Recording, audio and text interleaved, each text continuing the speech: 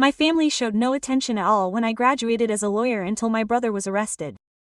Suddenly, they needed my services again. After passing the bar exam and formally receiving my professional degree, I sent a message to my loved ones indicating the date and time of my swearing-in ceremony. My father replied that he would not be able to attend because my brother Silas had a golf tournament that same day. My mother said that she would also be at the event. Silas sent a laughing emoji and added, "It's just a formality. You've done it, we'll celebrate later." I stared at my phone in silence. The ceremony was beautiful. I was in an auditorium full of brand new lawyers with their families clapping, cheering, and snapping pictures. I was all alone. The lady next to me had her entire family gathered around, and they were apologizing for the commotion. I assured them it didn't matter and fought back tears. Then the firm I had joined took photos of all the new hires for their website and internal newsletter. I posed for my official portrait, smiling, hiding the fact that my heart was breaking. My boss pulled me aside and asked, "What about your family?" I wish I could have greeted them. I explained that they hadn't been able to make it. He looked at me strangely but didn't elaborate. I started out in criminal defense and excelled. I was excellent. I won cases that senior partners thought were hopeless in the first place. I worked 80-hour weeks and built a solid reputation. My family never inquired about my profession. At Thanksgiving dinner, my father spent nearly an hour praising Silas's promotion in his sales job. When he mentioned that I had won a major trial, he said, "Oh, great," and moved on. Silas wanted to know if I had a girlfriend. When I said that my work was all-consuming, he replied, "You'll always be this busy. That's your flaw." My mother nodded and added, "She's absolutely right. Aren't you looking for a better balance?" I replied, "I do. I'm forging my own career path." My father laughed and said, "Silas is advancing in his career and still making time for his family. Maybe you should learn from him." For Christmas, my father gave Silas a fancy watch and me a gift card to a local store. When Silas opened it, he smiled superiorly and said, "At least you can buy yourself something nice." I retired early. Later, my mother wrote to me, accusing me of having ruined the festivities by overdoing it. From then on, I stopped attending family gatherings. My father sent me texts, complaining that I had distanced myself and that I should do more. I didn't reply. Instead, I devoted myself entirely to what had always been mine alone, my work. 3 years passed quickly when one has a clear goal. I won 18 out of 21 trials attempted. All 3 defeats were due to the defendant's mistakes, not mine. The firm promoted me to junior partner. My salary tripled. I acquired my own apartment in the city center. It was modest, but exclusively mine. My relatives never cared about these achievements. On my 30th birthday, my mother sent me a text. "Happy birthday. I wish you would visit more often." She omitted the fact that they hadn't called me in 6 months. She didn't inquire about my well-being, only insinuating that I was responsible for the distance. I deleted the message. That evening, my coworkers invited me to dinner. We raised glasses to my promotion. For the first time in a long time, I felt fully immersed in my existence. 2 weeks later the phone rang at 3 a.m. It was my mother. "Silas has been arrested. Come here immediately, please." My initial impulse was to hang up, but her tone was different. It didn't sound like blackmail, it sounded like genuine panic. "What happened?" "Assault. He was drunk. We need you." I drove to the police station. My parents were waiting in the courtroom. My father sat up when he saw me. "Thank goodness. Let's sort this out. No hello or how are you." He just assumed it would work out. "Where are they keeping him?" "In a cell. He's been refused bail. See you at the hearing tomorrow." I spoke to the officer on duty and got the essential details.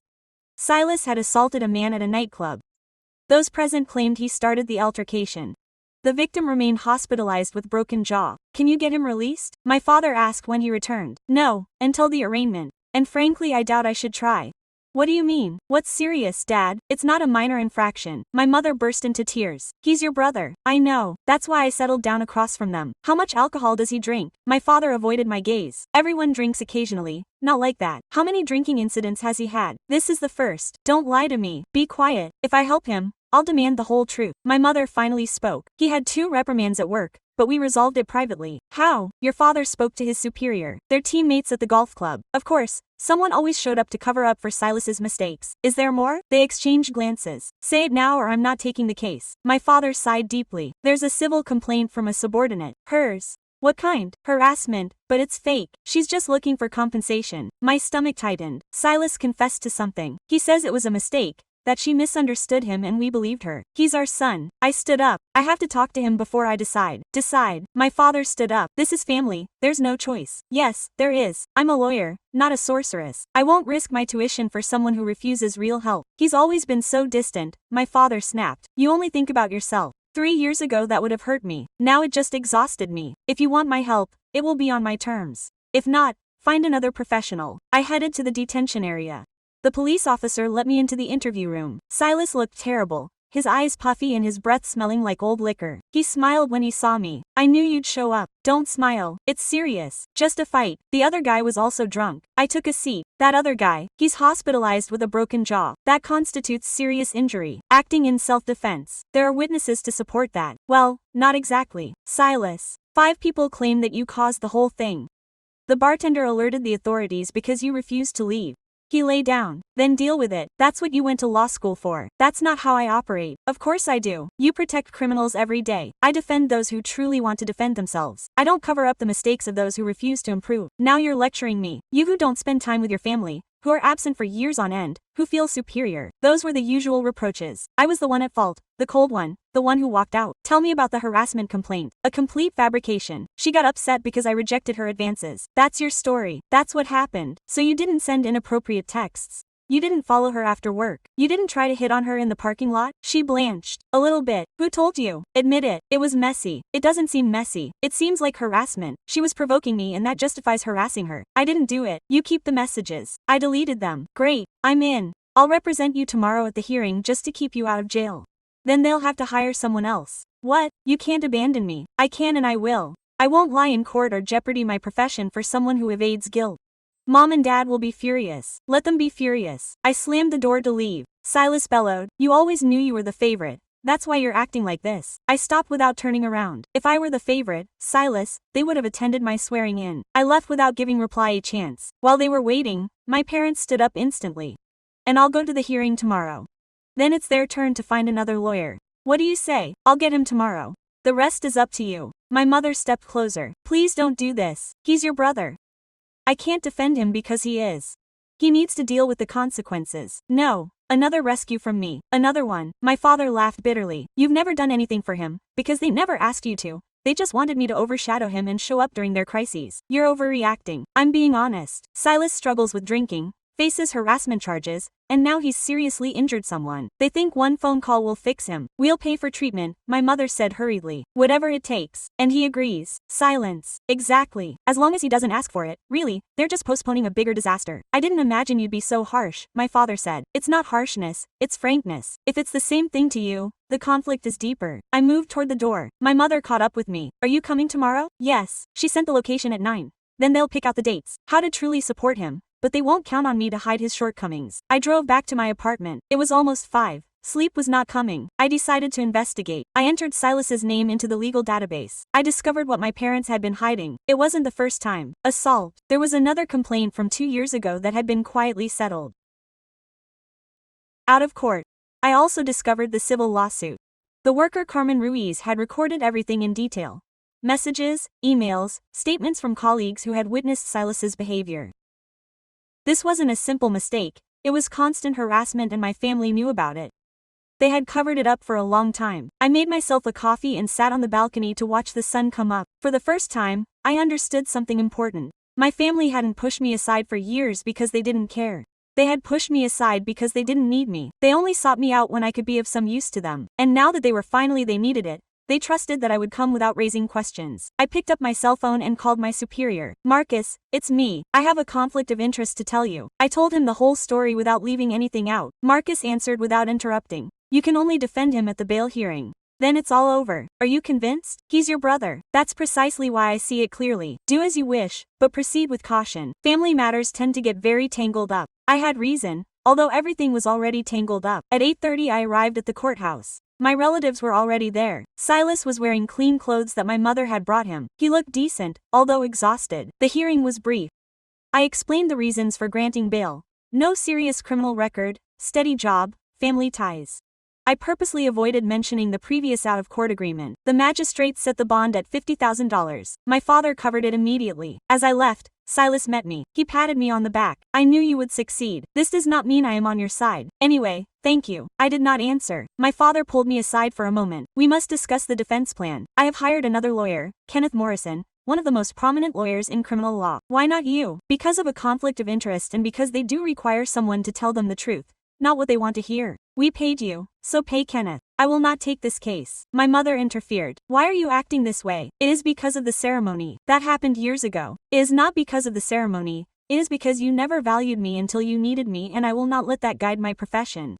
I left before they could reply. In the car, the phone began to vibrate. Messages from my father, from my mother, from Silas, repeating the same thing, that I was selfish, cruel, a bad sister. I blocked them all. He was right about one thing. Family feuds always get complicated, and this was just getting started. Kenneth Morrison called me 2 days later. I've been looking at your brother's file. It's more serious than I thought. What did you find? The settlement 2 years ago wasn't over a fight. It was over another complaint of harassment against a waitress. Your family paid $2,500 to keep him quiet. I settled in at the desk. My parents know about it. According to the paperwork, your father signed the document. Of course he did, and Carmen Ruiz's current claim is solid.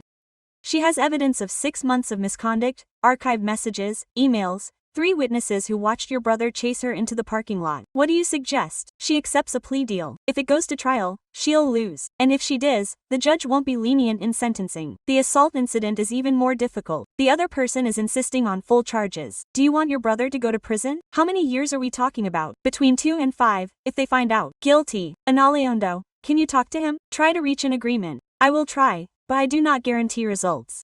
The man lost 3 teeth and has a fractured jaw. He is furious. After hanging up, I did some research on Carmen Ruiz. I found her LinkedIn profile. She worked in marketing. She was 28 years old. She had graduated with distinction. I called the law firm that represented her. This is Andrea Torres from Torres y Asociados. Hello Andrea, my name is Elena Morales. I am calling regarding the case of Carmen Ruiz against Silas Morales. There was silence. Are you his sister? Yes, although I am not defending him. I was contacting to see if Carmen would be open to talking with me informally. I just want to understand what happened.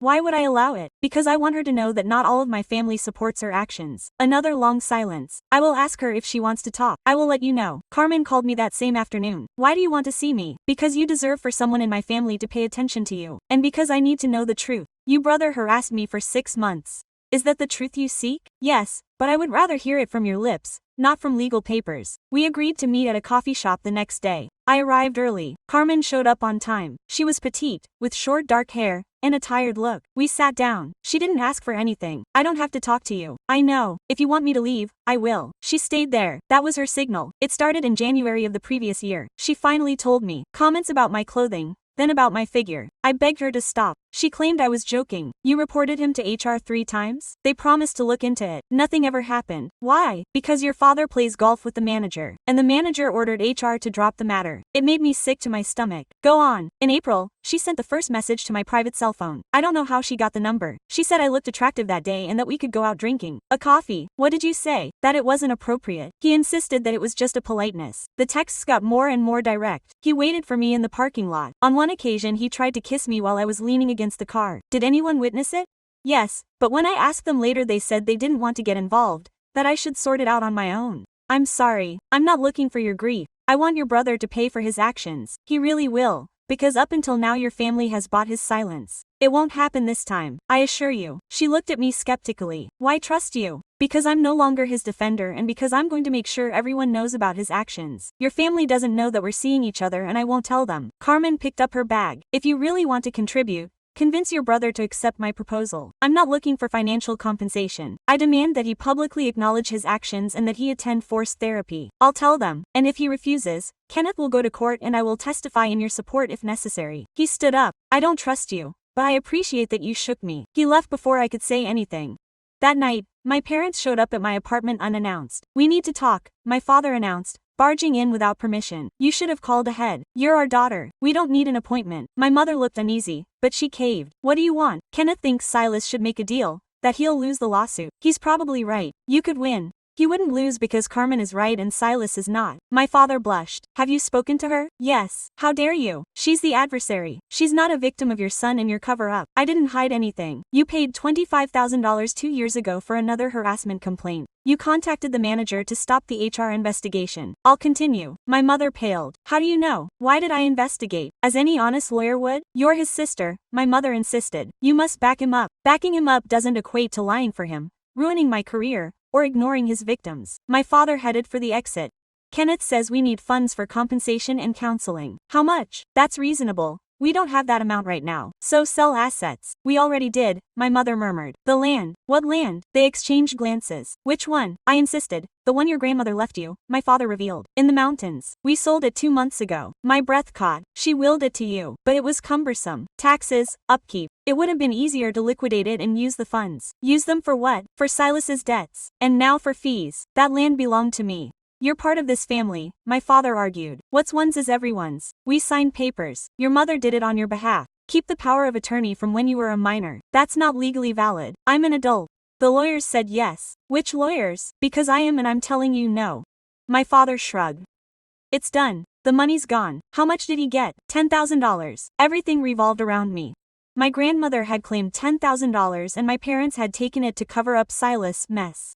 Get out of my apartment. Go now or I'm calling security. My mother burst into tears. We were just trying to preserve the family unit, not just protect Silas, as usual.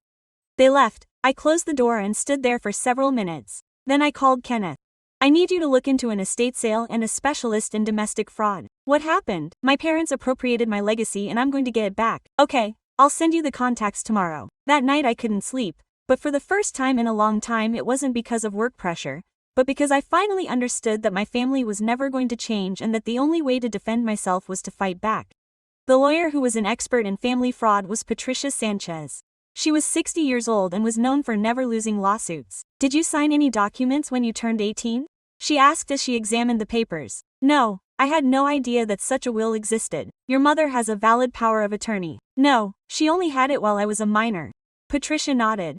In that case, the sale is fraudulent. It is possible to revoke it. How long will it take? That varies. If your parents cooperate, about 3 months. If they resist, it could be extended to a year. I'm sure they will resist, so get ready for things to get intense. Patricia filed the lawsuit just 2 days later. My parents were served with the summons on Friday morning.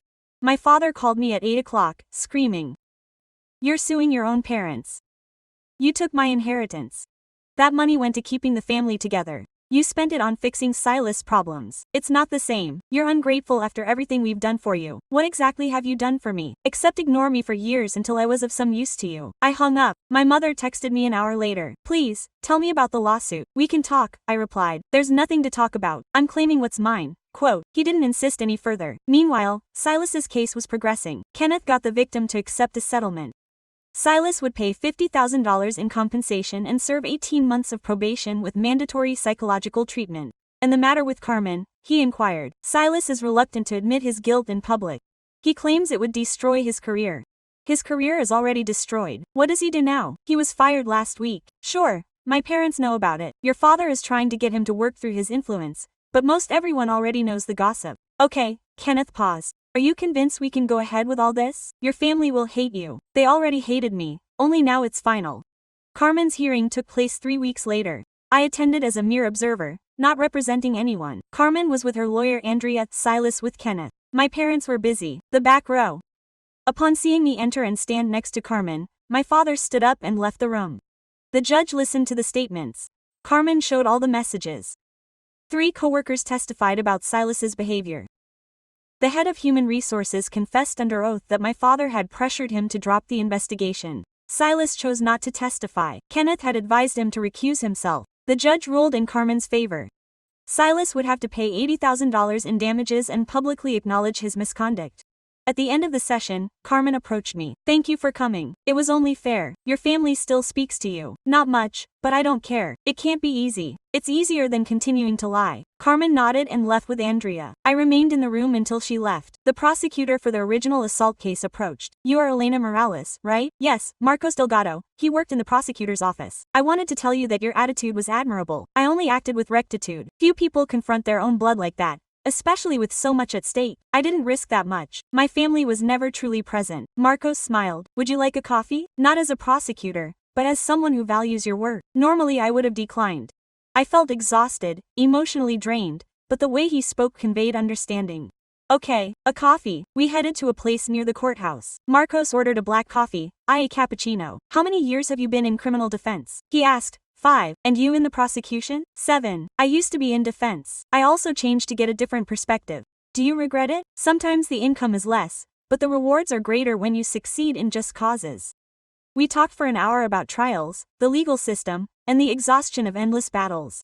Can I ask you an intimate question? He finally said. It depends on how intimate. Why did you choose not to defend your brother? Many lawyers are trying at least because it would involve forgery. And my professional title is worth more than your family's approval. And the action against your parents, how did you find out? It's public and I have acquaintances in civil law. They stripped me of my inheritance. $10,000 that my grandmother left me. They used it to pay off Silas's obligations.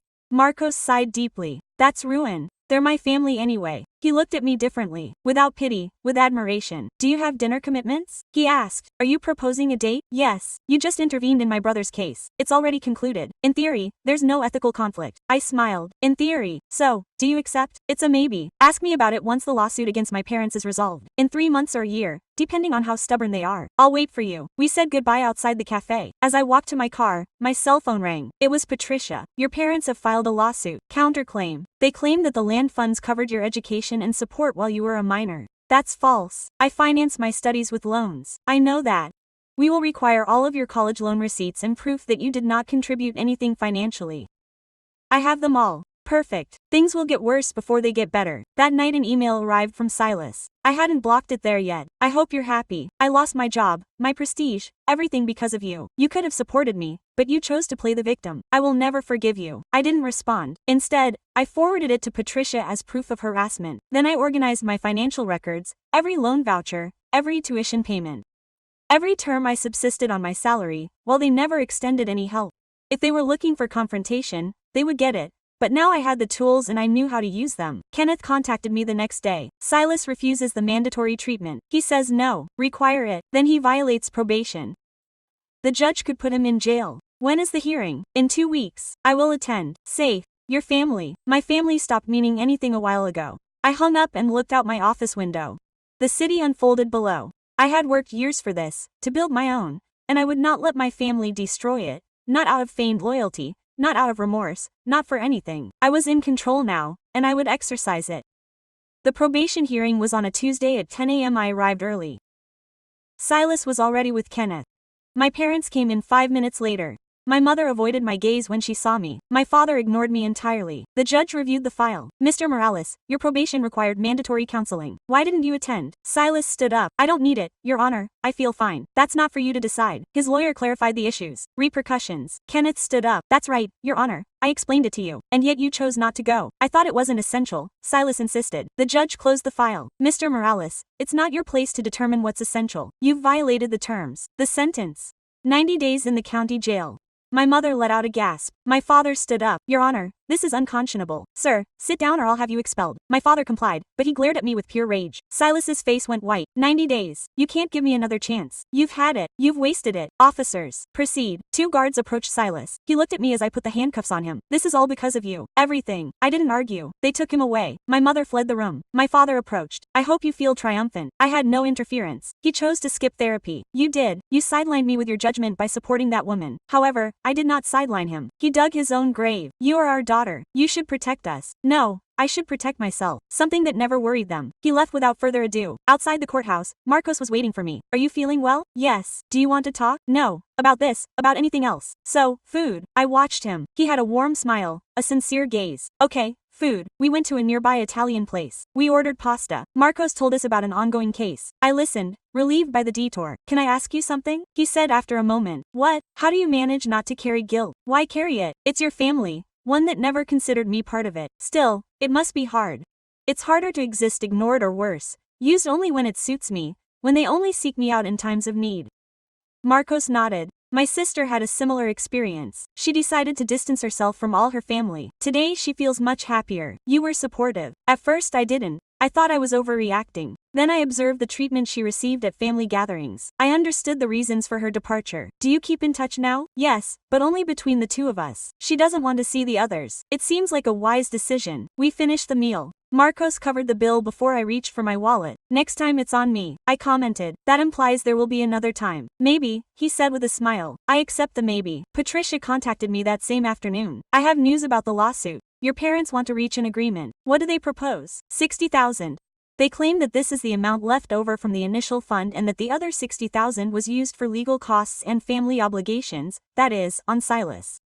Exactly. What do you advise? Reject it. We have evidence that all of the amount belonged to you, although it will take longer. Approximately how much? 6 more months, maybe 8. Go ahead. Are you convinced? Your parents will fight hard. Let them do it. I can defend myself too. That night, a text arrived from a number I didn't recognize. It's your mother. I altered my phone number because you were ignoring my calls. Please, we need to talk.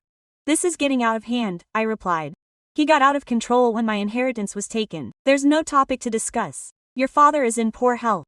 The stress of this situation is affecting him badly. He should have thought about that before he pulled off the scam. You're tough. I'm being honest. It's not the same. He didn't send any more messages. 2 days later, my superior Marcus summoned me to his office. How are you coping? Good, I'm sure, because suing your own family and having your brother incarcerated is no small thing. I'm taking it. Marcus sat back in his seat. I want to propose a promotion to senior partner for all you've done. You have shown me this year. You deserve it fully, truly, completely. Your integrity, your dedication to work, the way you faced such a difficult situation. That is exactly what we are looking for in this firm. Thank you. The salary increase comes with the position and a larger office. I left his office feeling a thrill that had been absent for months.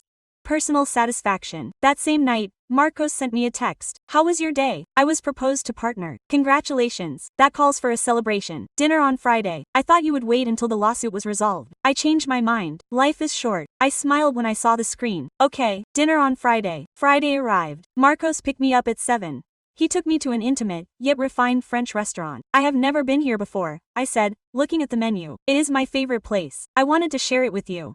Quote, we ordered our meals. The dinner was exquisite. The conversation flowed naturally. Quote, what inspired you to become a lawyer? He asked. I wanted to show that I was capable of achieving things. My family never trusted my abilities, and at this moment I understand that I don't need their faith in me. I trust myself. That's precisely what I admire most about you. How you don't seek external approval. How you are clear about your identity. After dinner, we walked through the park near the venue. I can tell you a secret, Marcos mentioned. What? I've been following you with my eyes for months in court. The passion with which you represent your clients, your enthusiasm, your honesty. Why did you keep quiet until now? Because you were the sister of the defendant in one of my cases. It wasn't ethical. And now, with the case closed, I can't get you out of my mind. Quote, he stopped in front of me. His gaze was genuine. Elena, I'm extremely attracted to you. I recognize that the timing isn't ideal with everything that's happening, but I needed you to know. Quote, I could have declined, citing complexity, requiring space, but I was exhausted from procrastinating, from putting my existence on hold for my family. You attract me too. He approached slowly. He offered me a chance to step back. I didn't step back. We kissed under the park lights, and for the first time in a long time something felt absolutely right. Marcos and I had been together for 3 months when Patricia told me the news. The magistrate ruled in your favor. Your parents must repay the full $10,000 plus interest and legal fees. What is the total amount? $143,000. I settled back in my office chair. I had triumphed. How many days do they have to pay? 60. If they don't comply, we can seize their assets. What assets do they own? The family home, valued at $200,000. Start the seizure without a hitch. You're clear. That's where you grew up. It's merely a home and they chose this path. Patricia ended the call. I remained contemplating the city from my office window. My cell phone rang. It was Marcos. Food. I just won the lawsuit. That goes beyond a simple meal. Exclusive dinner tonight. I accept. That evening Marcos took me to the same French restaurant we had originally met. How are you? He asked as we waited for our meals. Relieved, exhausted, melancholic, because I had confirmed my suspicions about them. A part of me wished I had been wrong. Marcos took my hand across the table. You're not wrong to take care of yourself. I understand. But the pain persists. It will lessen with the days. That's what your sister told you. Yes, she explained to me that harmful families cause more suffering by keeping them close than by distancing themselves. The food arrived. We ate in comfortable silence.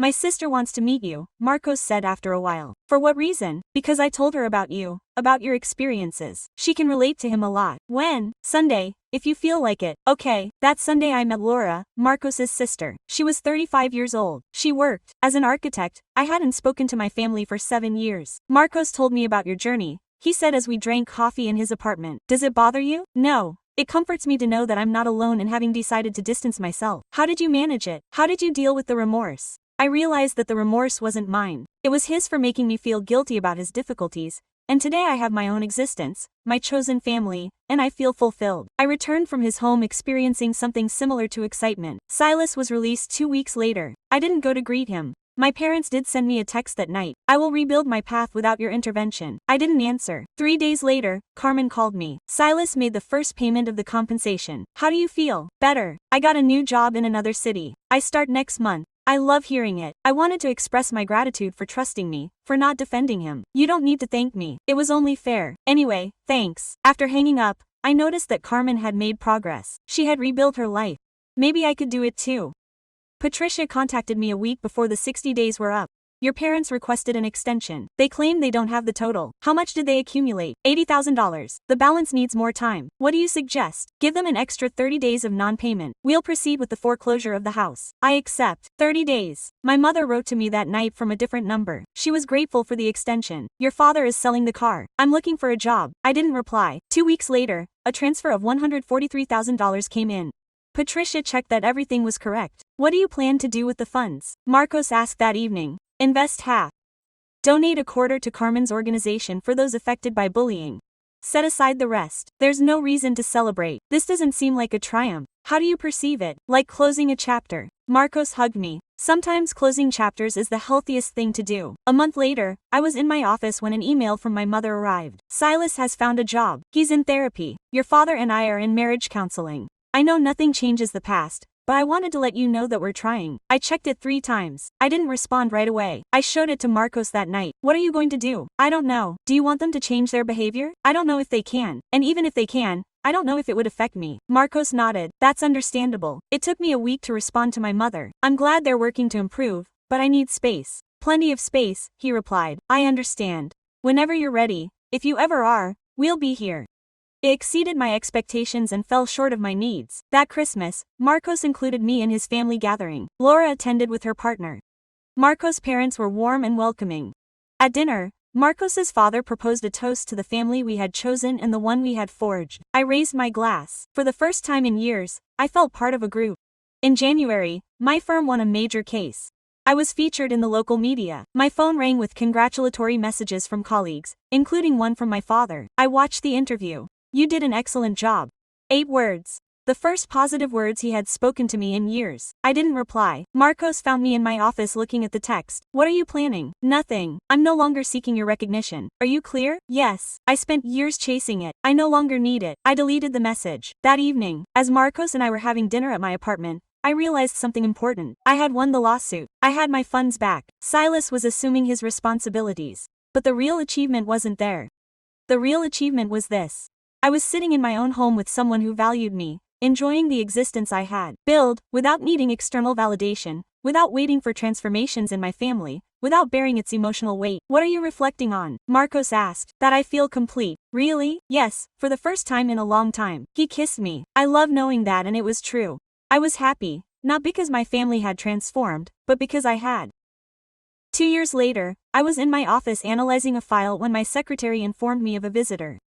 It was my mother. I hadn't seen her in person since Silas's trial. It had been over 2 years. Can I come in? She asked from the doorway. Come in. She took a seat across from my desk. She looked older, more exhausted. You look great, she said. Thank you. I hear you're engaged. Congratulations. I looked at the ring on my finger. Marcos had proposed to me the previous month. Thank you. When is the wedding? In 6 months. There was a tense silence. Why are you here, Mom? I wanted to invite you to dinner. Your father, Silas, and I, to talk. About what? To try to fix things. The 3 of us have been to family therapy. The psychologist recommended that we propose this to you. And what do you want? To try to get closer.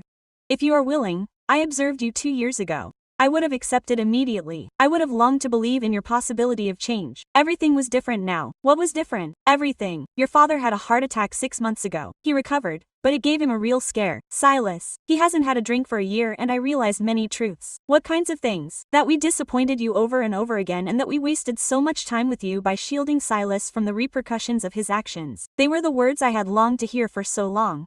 But at that moment they resonated differently, more authentically, more deeply. What are you looking for with this dinner? Nothing in particular, just for you to let us talk to you. And if you decide that you don't want to keep contact, we'll accept it. I need to think about it. Okay, this is my new phone number. When you decide, contact me. He left a note on my desk and left. That same night I told Marcos. What would you like to do? He asked me. I'm not sure. Part of me wants to go. The other is afraid of getting hurt again. What does your psychologist think? I had started therapy a year before, and it had benefited me enormously. She says that only I determine if I'm ready and that it's okay if I'm not yet. So, no rush. 2 weeks went by before I dialed my mother's number. Yes, it's me. I accept the invitation to dinner, but with certain rules. What are they? In a neutral place, Marcos will accompany me, and if I feel bad at any time, I can leave without giving a reason. Perfect. Whatever you need. The dinner took place on a Saturday at an Italian restaurant. We arrived exactly on time. My family was already there. My father seemed weak. He had lost weight. Silas looked good, neat, calm, transformed. Thank you for accepting, my father said as we sat down. You're welcome. Let's order. No one said anything until the dishes were served. Your mother mentioned that you impose conditions, my father said at last. That's right. I want to hear what you have to say, but I make no guarantees. It's reasonable. Quote, Silas spoke first. I know I can't undo the damage done to Carmen, to you, to everyone. I spent years blaming you for my mistakes, but in reality I created them. You're still in therapy. Yes, 3 sessions a week, plus all groups and construction work. It's not fancy, but it's true. I nodded. I'm glad to hear that. Then my father spoke. The heart attack forced me to acknowledge that I wasted years, time that I could have spent getting to know you better.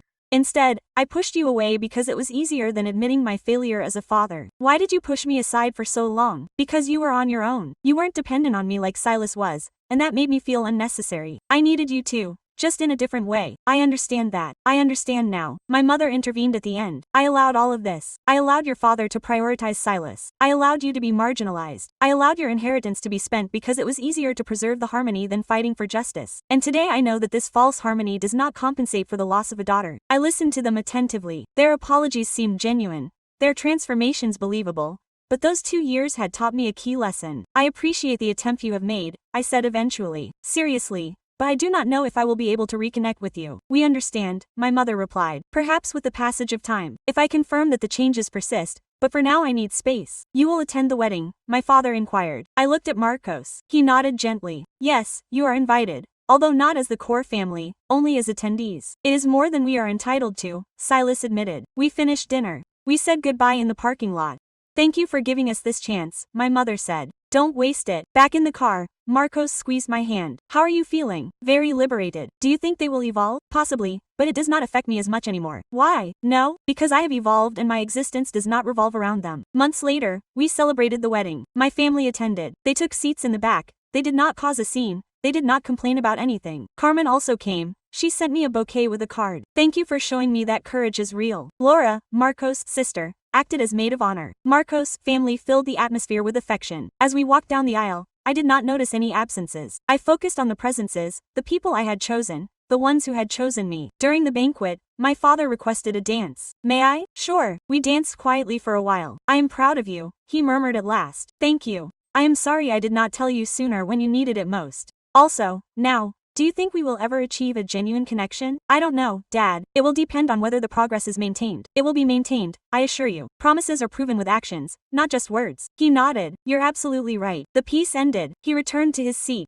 Am I okay? He asked. Yes, I'm wonderful. And it was true. I had spent years waiting for my family to recognize me, appreciate me, love me. Now I understood that I shouldn't beg for that, because true love is offered without conditions. And I finally had it with Marcos, with my friends, with my chosen family. My biological family might have changed, maybe not, but that no longer affected me. I identified with what I had built, with the person I had become, with the life I had chosen. And that life surpassed all expectations. That night, while Marcos and I danced to the last song, I looked around the room. Everything I saw I had created myself. my profession, my happiness, my future, without seeking approval from others, without assuming improper responsibilities, without giving up my self-esteem for illusory loyalties. I love you, Marcos said. I love you too. And with the melody in the background, I understood with total conviction that I had made the right choice in every single one, without exception. Yeah,